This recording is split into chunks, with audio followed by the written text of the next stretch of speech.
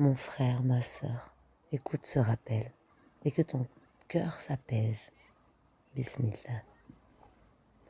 Celui qui a mécru, que sa mécréance ne t'afflige pas.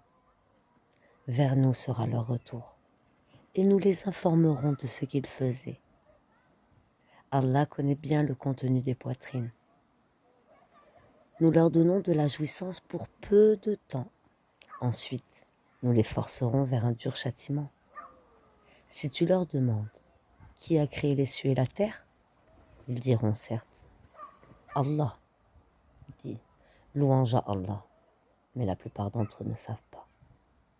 À Allah appartient tout ce qui est dans les cieux et en terre. Allah est celui qui se suffit à lui-même. Il est le digne de louange. Quand bien même tous les arbres de la terre se changeraient en calame, quand bien même l'océan serait un océan d'encre où conflueraient 7 autres océans, les paroles d'Allah ne s'épuiseraient pas. Car Allah est puissant et sage. Votre création et votre résurrection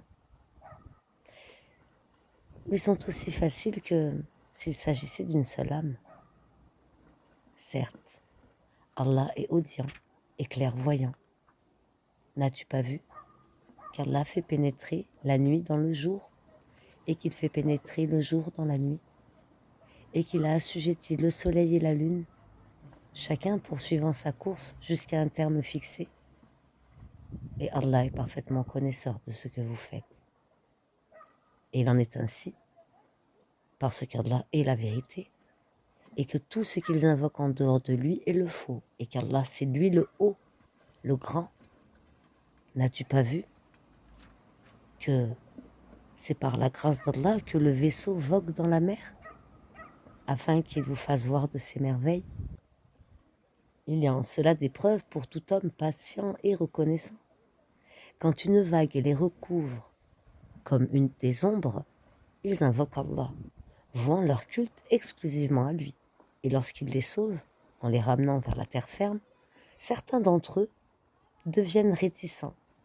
Mais seul le grand traître et le grand ingrat renient nos signes.